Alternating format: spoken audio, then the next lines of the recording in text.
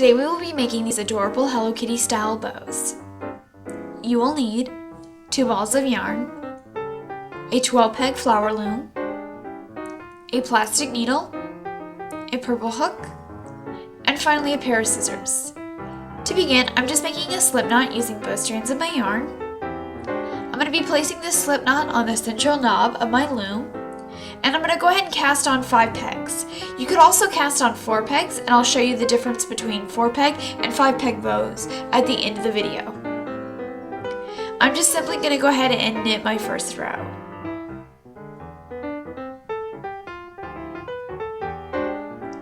After I've knit my first row, I'm purling my second row.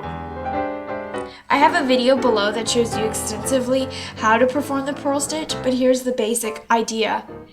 You take your working yarn under the loop, you pull the loop off of the peg and place it back on the peg with the new working yarn. Just go ahead and repeat this with every peg.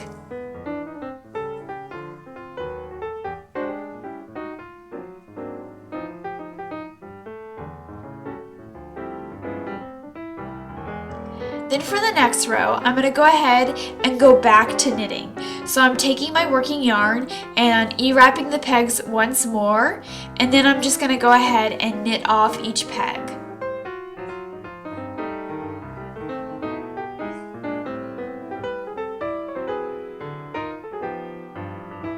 Alright, I'm just going ahead and purling the next row. So you can obviously see that I'm going to knit a row, then I'm going to purl a row, then I'm going to knit a row, and purl a row. And just keep this pattern going for a couple of rows.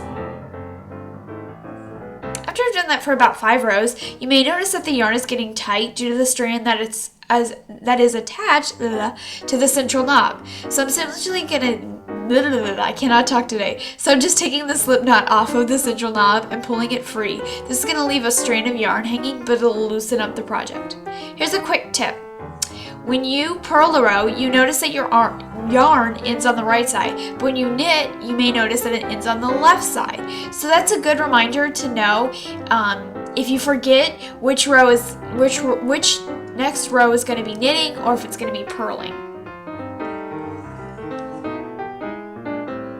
So see, now I've ended on the left side. So the next row, I'm going to go ahead and purl. Then I'm going to go ahead and go back and knit. Alright, I've done about 20 rows, but you really need to estimate this based on how big you want your bow to be. You should be able to loop it over like so and see how wide it is, and that's going to determine the width of your bow. So if you want a longer bow, make it longer. Then I'm using the brim technique like when knitting a hat, and I'm taking the loops from the very first row that I knitted, and just like a brim, I'm going to place them back on each peg after I've completed a row. Once again, I will link below the video on how to make hats and how to do brims below. Then I'm just going ahead and cutting my yarn, and I'm going to go ahead and thread my needle, and I'm just showing you a quick tip on how to do that using your purple hook. Just pulling the yarn through the needle, and then I'm going to pull the needle up through the first peg through both sets of yarn loops, and then I'm going to pull those off of the loom.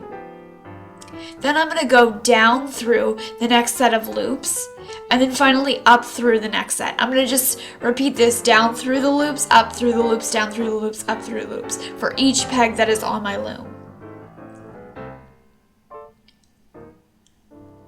Alright, and finally I'm just taking off the last one, and I'm just going to remove my needle from the project, and I'm going to tie a simple knot at the end of this.